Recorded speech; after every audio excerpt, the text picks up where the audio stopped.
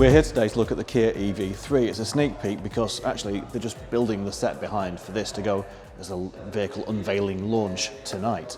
However, we thought we'd have a quick look now. This is the Kia EV3 GT Line S model, and so it's got quite a few niceties, including these stacked LED headlamps up here, and we've got this sort of gloss black trim around. I think it actually looks kind of like a shrunk down version of the Kia EV9 that we reviewed earlier. Now, it's got an active air vent down the front here and sort of bluff front end. Under here we've actually got 25 litres of storage as well, which is quite useful for charging cables and so on, things you don't use all the time. On the GT Line S you get 19-inch alloys. On the Air model you get 17-inch wheels. We've got 360 cameras on here, we've got the gloss black trim, roof bars which can hold up to 80 kilos. So again, if you want to take like a roof tent or a large roof load, put some e-bikes on things on there, you can do. We've got a sunroof on this model as well.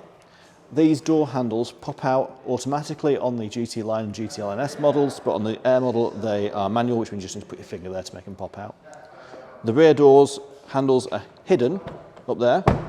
We'll look in the back seat in a bit. Around the back of the car, we've got this spoiler which comes down, and actually that hides underneath it the rear wiper. So it looks as if there's no rear wiper, but actually it's tucked under there for aerodynamic purposes and also just to give a clean look. So the back has these LED lights which look very similar to the ones on the Kia EV9, and with this sort of little diffuser thing going on down the bottom here as well. It looks quite sporty with a sort of slanted off back, makes it sort of look a little bit more coupe-like. Under the boot, which is a power tailgate on this model, we've actually got 460 litres of storage.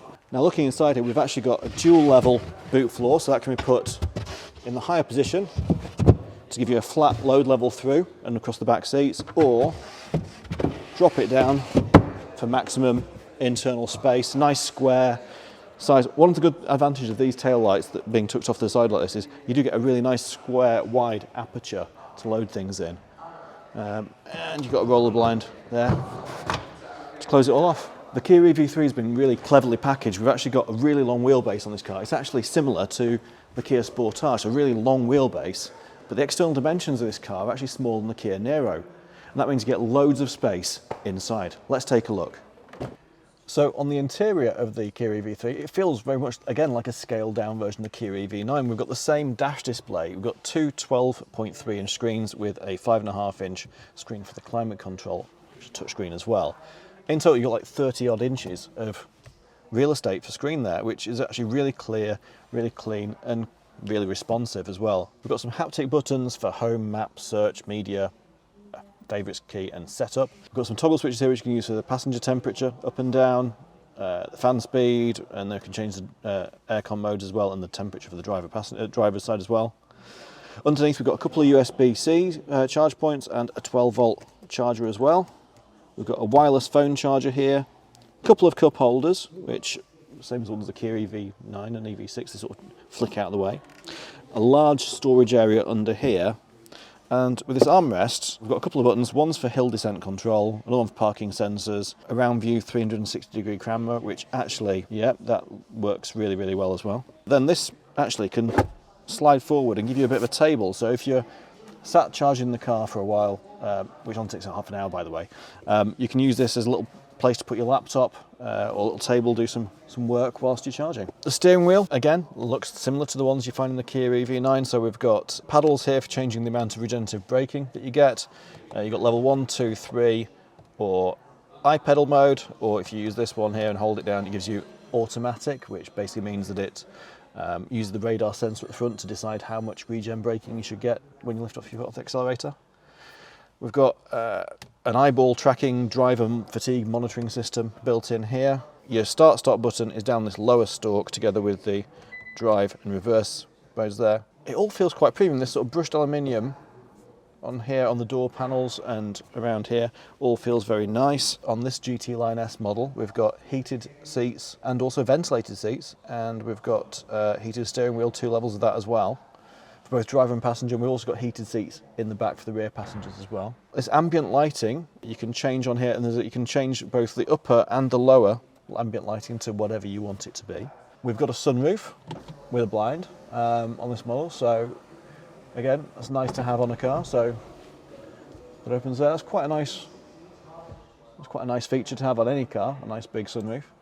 Nice for it to open as well. We've got a Harman Kardon sound system with like 8 speakers. So yeah, it's a very premium sort of feel car. One of the things that I do quite like about this is on the dash here, it shows you not only a range estimate, but it shows like a best case and worst case scenario. At the moment it's showing 209 miles, but it's showing if I drive really carefully, if I turn the climate control, if I drive really, really steadily, we've got 295 miles of range available. This is based on 65% battery, by the way. But if I drive it like an absolute idiot and put my foot down really, really hard and put the heating to maximum and all the rest of it, then worst case scenario, I'd get around 130 miles of range. So it's quite useful to sort of give you that sort of worst case and best case scenario, so that if you're doing a journey, you think, okay, well, based on today, I think, you know, it's saying 230, but actually, because it's going to start chucking it down or snowing or whatever, and it's going to be really cold or windy, I can still make the journey because I know what my range is. Speaking of battery range, there's 2 battery sizes on this. One is 56 kilowatt hours on the Air model, the entry level, and that's 32,995. That gives you a range of around 270 miles on WLTP. If you go for the bigger battery, which is available on the Air, the GT line, the GT Line S, that's an 82 kilowatt hour battery. That's going to give you a range of around 370 miles on WLTP. So some seriously large range available from this car. The seats are very comfortable in this model. They look like the ones in the Kia EV9.